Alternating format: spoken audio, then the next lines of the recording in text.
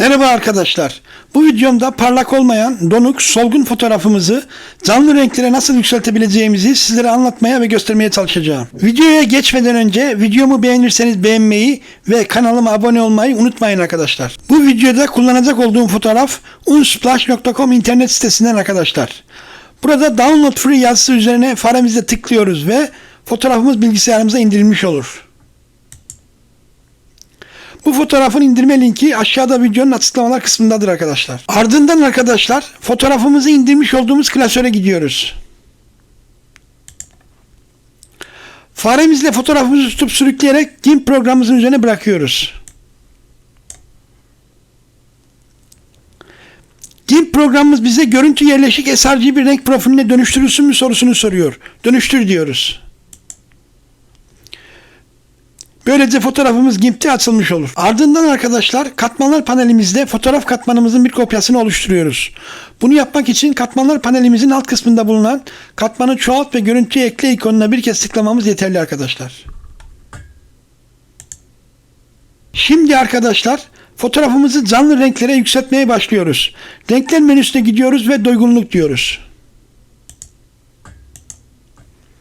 Açılan doygunluk penceresinde Scale ile gösterilen kısımdaki sürgümüzü yaklaşık 1,800 birimi ayarlıyoruz.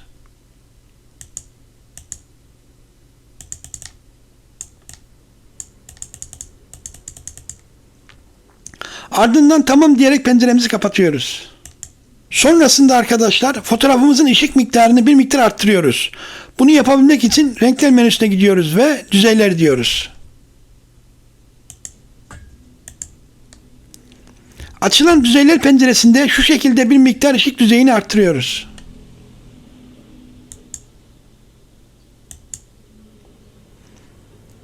Tamam diyerek penceremizi kapatıyoruz. Ve son olarak tekrar renkler menüsüne gidiyoruz. Bu sefer eğriler diyoruz. Açılan eğriler penceresinde renk eğrisini şu şekilde ayarlıyoruz.